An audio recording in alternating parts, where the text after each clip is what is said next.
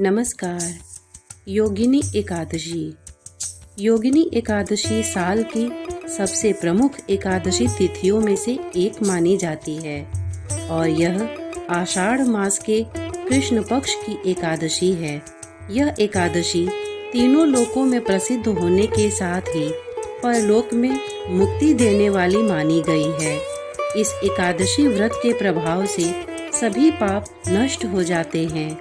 योगिनी एकादशी से जुड़ी मान्यता के अनुसार इस दिन स्नान के लिए मिट्टी अर्थात धरती माता की रज का इस्तेमाल करना अति शुभ होता है। साथ ही स्नान के पूर्व तिल के उबटन को शरीर पर लगाकर फिर स्नान करने की मान्यता है। बता दें कि एकादशी तिथि पर भगवान श्री विष्णु के लिए व्रत रखा जाता है।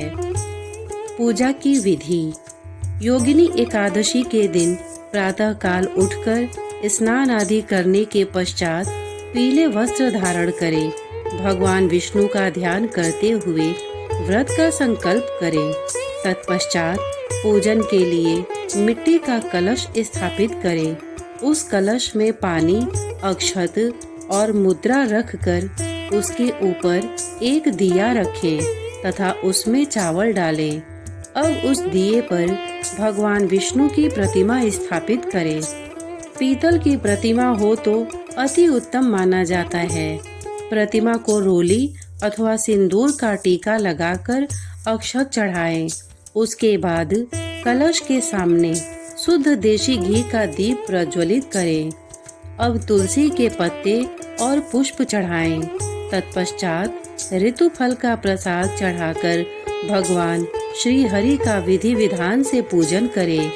फिर एकादशी की कथा का पाठ पढ़ें अथवा श्रवण करें। अंत में श्री विष्णु जी की आरती करें। योगिनी एकादशी व्रत के नियम। एकादशी व्रत में किसी भी प्रकार से अन्न का सेवन वर्जित है, इसलिए दशमी तिथि को सूर्यास्त के बाद भोजन न करें ताकि अगले दिन पेट में अन्न का अंश न रहे। वहीं जो लोग एकादशी का व्रत नहीं रखते हैं उन्हें भी इस दिन चावल का सेवन नहीं करना चाहिए। ऐसा इसलिए क्योंकि इस दिन चावल का सेवन वर्जित माना गया है। एकादशी के अगले दिन द्वादशी तिथि पर विष्णु जी को भोग लगाने और ब्राह्मण को भोजन कराने के बाद ही व्रत का पारण किया जाता है। एकादशी व्रत का पारण हरिवासर समाप्त होने के बाद व द्वादशी समाप्त होने से पहले कर लेना चाहिए। द्वादशी समाप्त होने के बाद एकादशी व्रत का पारण करना पाप के समान बताया गया है। योगिनी एकादशी का व्रत समस्त पापों से मुक्ति दिलाता है। योगिनी एकादशी का महत्व। योगिनी एकादशी का व्रत बेहद शुभ फलदायी माना जाता है। पौराणिक मान्यता के अनुसार कुष्ठ रोग से पीड़ित व्यक्ति यदि पूरी श्रद्धा व नियम के साथ योगिनी एकादशी का व्रत करता है तो उसका रोग जल्द ठीक हो जाता है। इस व्रत को करने से पापों का नाश होता है, जीवन में सुखों की प्राप्ति होती है व इस लोक के बाद मनुष्य को बैकुंठ धाम की प्राप्ति होती है।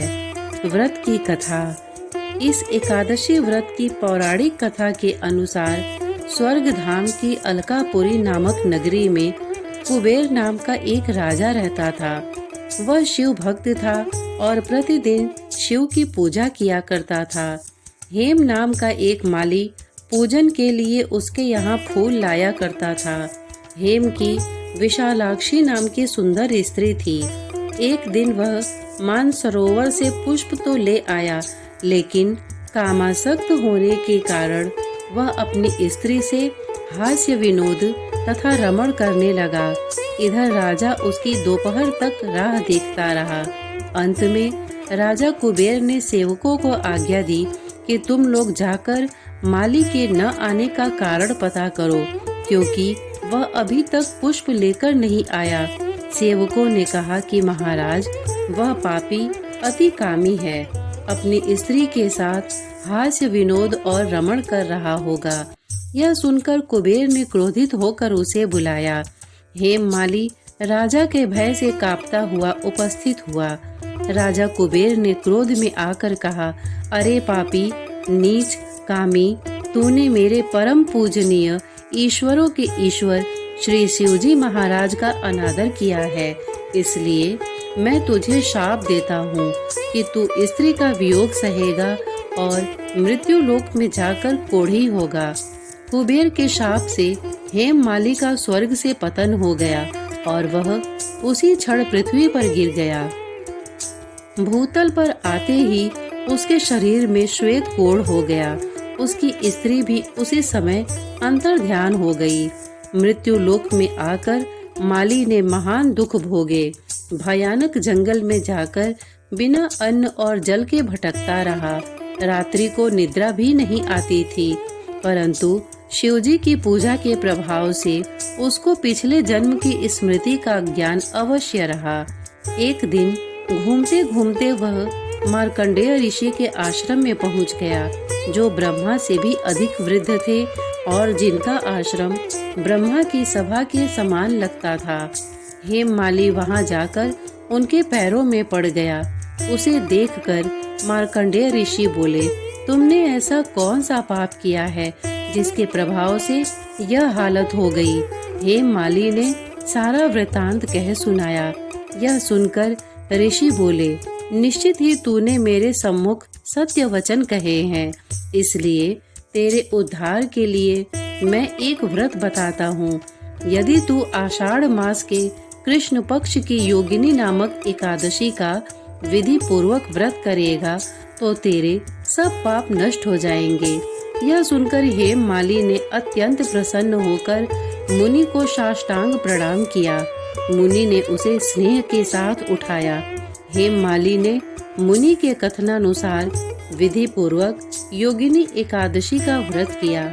इस व्रत के प्रभाव से हेममाली अपने पुराने स्वरूप में आकर वह अपनी पत्नी के साथ सुख पूर्वक रहने लगा। इस योगिनी एकादशी का व्रत करने से 88,000 ब्राह्मणों को भोजन कराने के बराबर फल प्राप्त होता है तथा इसके व्रत से समस्त पाप दूर होकर अंत में स्वर्ग प्राप्त होता है। ऐसी इस एकादशी की महिमा है। योगिनी एकादशी के उपाय: पीपल में जल अर्पित करें। इस दिन कर्ज से मुक्ति के लिए पीपल वृक्ष में जल अर्पित करके उसकी विधिवत पूजा करें।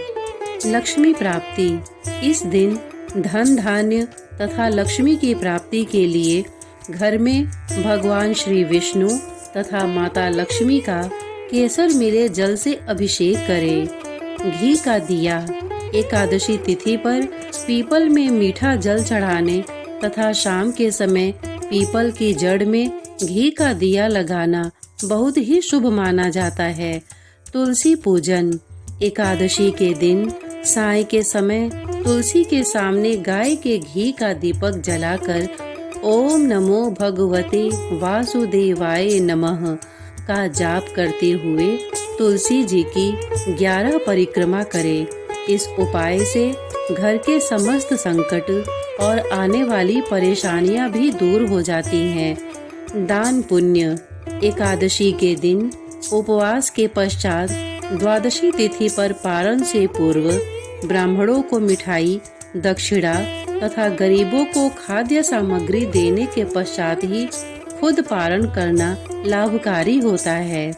जाप मंत्र: एकादशी के दिन सुबह घर की सफाई करके मुख्य द्वार पर हल्दी युक्त जल या गंगा जल का छिड़काव करके मंत्र ओम नमो भगवते वासुदेवाय नमः का 108 बार जाप करें। जाप में तुलसी की माला को उपयोग में लाएं। स्थायी धन प्राप्ति: स्थायी धन की प्राप्ति के लिए पूजा स्थान में 11 गौमती चक्र रखकर स्फटिक की माला से श्री महालक्ष्मी श्री एम नमः मंत्र का 11 माला जाप करके उन्हें लाल वस्त्र में बांधकर तिजोरी में धन वाले स्थान पर रख दे। रुपए का दान: इस दिन अपने सामर्थ्य के अनुसार वस्त्र और रुपया पैसे का दान अवश्य करना चाहिए। श्रोतागण, इतने धैर्य से इसे सुनने के लिए आपने अपना बहुमूल्य समय दिया, इसके लिए आपका बहुत बहुत धन्यवाद। प्रस्तुत जानकारी आपको कैसी लगी हमें कमेंट करके अवश्य बताइएगा और साथ ही इसे लाइक, शेयर और सब्सक्राइब करने की कृपा करें। धन्यवाद।